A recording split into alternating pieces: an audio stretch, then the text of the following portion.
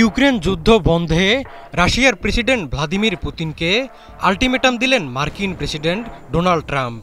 তিনি বলেছেন, ইউক্রেনে রাশিয়ার যুদ্ধ বন্ধে এখন থেকে 10 থেকে 12 দিনের সময় আছে। এর মধ্যে যুদ্ধ থামানো না হলে মস্কোর বিরুদ্ধে শাস্তিমূলক ব্যবস্থার হুমকি দিয়েছেন ট্রাম্প। এখন প্রশ্ন উঠেছে, আল্টিমেটাম শেষে রাশিয়ার বিরুদ্ধে কি ব্যবস্থা নেবেন ট্রাম্প? সময়সীমা দিয়ে হামলা চালানোর সাম্প্রতিক ইতিহাস রয়েছে ট্রাম্পের। গেল মাসে ইরানের পরমাণু কেন্দ্রে যুক্তরাষ্ট্রের সম্ভাব্য হামলা এড়াতে তেহরানকে 2 সপ্তাহের আল্টিমেটাম দিয়েছিলেন ট্রাম্প। কিন্তু মাত্র 2 দিন যেতেই ইরানের 3টি পরমাণু স্থাপনায় হামলা করে বসে যুক্তরাষ্ট্র। তাই প্রশ্ন উঠেছে, ট্রাম্প কি রাশিয়ার বিরুদ্ধেও আগ্রাসন চালাতে যাচ্ছেন? ক্ষমতায় আসার আগেই ইউক্রেন যুদ্ধ বন্ধে প্রতিশ্রুতি দিয়েছিলেন ট্রাম্প। দ্বিতীয় মেয়াদে হোয়াইট হাউসে ফিরেই যুদ্ধ বন্ধে তোড়জোড় শুরু করেন ট্রাম্প। পুতিনের সঙ্গে কয়েক দফা ফোনালাপও করেছেন। যুদ্ধবিরতির জন্য রাশিয়া ও ইউক্রেনকে আলোচনার টেবিলেও বসিয়েছেন ট্রাম্প, কিন্তু কিছুতেই কিছু হয়নি।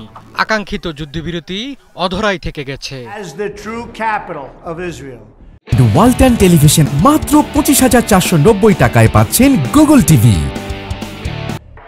এরপরই মূলত রাশিয়াকে আল্টিমেটাম দেওয়া শুরু করেন ট্রাম্প। গত 14 জুলাই রাশিয়াকে যুদ্ধবিরতির জন্য 50 দিনের সময় দিয়েছিলেন ট্রাম্প, যা শেষ হওয়ার কথা ছিল সেপ্টেম্বরের শুরুতে। তবে মঙ্গলবার তিনি সময়সীমা আরও কমিয়ে 8 আগস্টের মধ্যে যুদ্ধবন্ধের আহ্বান জানালেন। মঙ্গলবার এয়ারফোর্স 1 বিমানে সাংবাদিকদের সঙ্গে আলাপকালে ট্রাম্প বলেন, যুদ্ধ বন্ধ না হলে শুল্ক আরোপ ও অন্যান্য ব্যবস্থা নেওয়া হবে।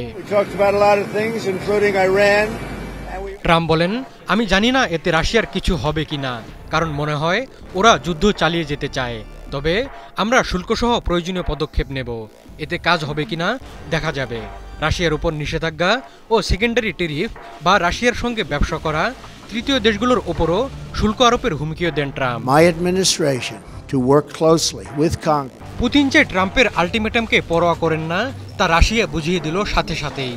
ট্রাম্পের হুমকির কয়েক ঘন্টা পরেই ইউক্রেনে ব্যাপক হামলা চালিয়েছে রুশ বাহিনী। হামলায় অন্তত 25 জন নিহত হয়েছেন। তাদের মধ্যে 1 ডজনেরও বেশি কারাবন্দী রয়েছেন। মঙ্গলবার ইউক্রেনের প্রেসিডেন্ট ভলোদিমির জেলেনস্কি বলেন, ইউক্রেনে রাশিয়ার দখল করা ঝাপোরিজিয়া অঞ্চলের একটি কারাগারে ইচ্ছাকৃতভাবে হামলা চালিয়েছে মস্কো। ইউক্রেনের বিচার বিষয়ক মন্ত্রণালয় জানিয়েছে, ওই কারাগারে 4টি গ্লাইড বোমা দিয়ে হামলা চালানো হয়। এতে নিহতের পাশাপাশি 43 জন আহত হয়েছেন। তবে কারাগারটি থেকে বন্দি পালানোর ঝুঁকি দেখা যায়নি।